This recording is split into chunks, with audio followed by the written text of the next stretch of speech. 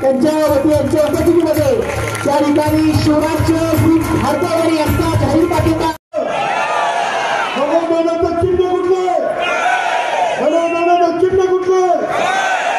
परत एकदा सांगतो, बोलण्यासारखं खूप आहे, मला एक सभा आहे.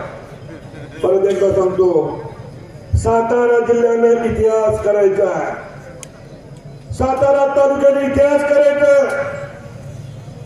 पुढल्या गाड्याला सुचलं पण नाही पाहिजे पिटीतनं बाहेर काय निघतंय. आता सगळ्यांनी त्याग केलाय. आता तुम्ही कुठे कमी पडायचं ना. तुमच्या पायाला हात लावून नम्रपूर्वक तुम्हाला विनंती करणार, येत्या 20 तारखेला मतदान.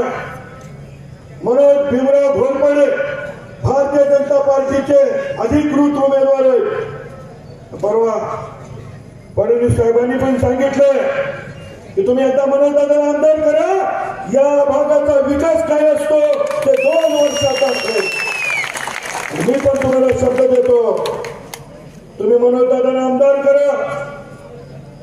पुढल्या 5 वर्षात मतं मागायला येत असताना तुम्हाला विकासाचा, पाण्याचा आणि शेतीचं एकही प्रश्न राहिलेला नाही हा शब्द या निमित्तानं देतो.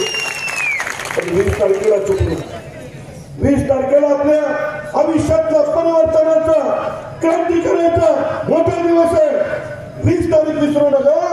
20 तारखेला मनोजदादांच्या नावाच्या समोरचं कमळ चिन्ह आणि कमळाच्या चिन्हाच्या समोरचं बटन दाबून या कराड उत्तर मध्ये परिवर्तन आपल्याला करायचं.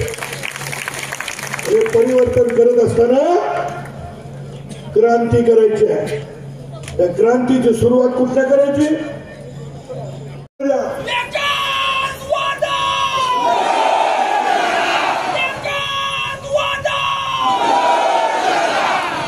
भारतीय जनता पार्टीचे मनोजदादा हे आता आमदार झाले. आमदार झाले. दुनियातली कुठलीही ताकद आता त्यांना आमदार होण्यापासून थांबवू शकत नाही. एवढं त्या ठिकाणी बोलतो आणि पुढे त्याची परवानगी मागतो. जय हिंद, जय भारत.